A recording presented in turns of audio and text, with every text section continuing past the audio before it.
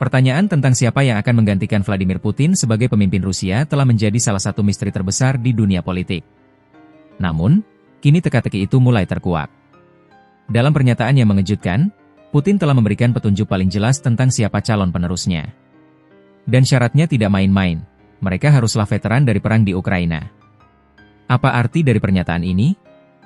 Dan apa dampaknya bagi masa depan Rusia? Mari kita bahas.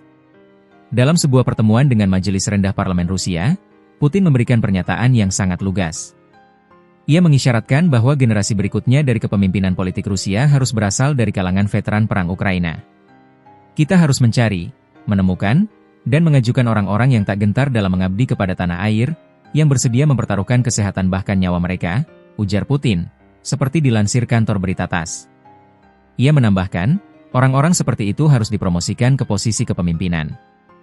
Mereka akan menjadi penerus kita.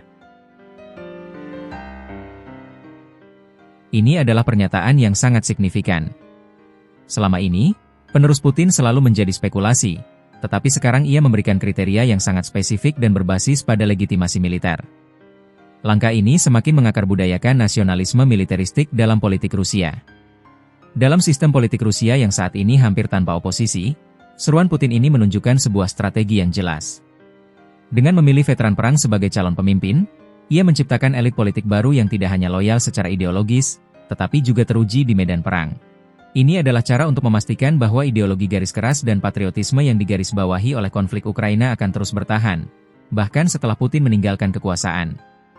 Jumlah veteran ini tidak sedikit. Menurut laporan media independen, sedikitnya 130.150 tentara Rusia telah tewas sejauh ini.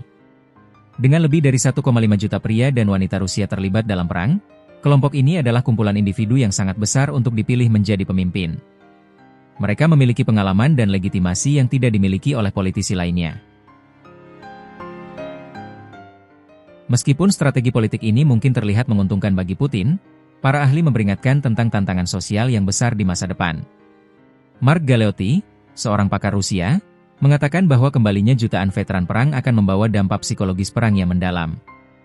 Banyak veteran yang akan mengalami trauma, yang dapat memicu masalah sosial, termasuk meningkatnya kasus kejahatan kekerasan.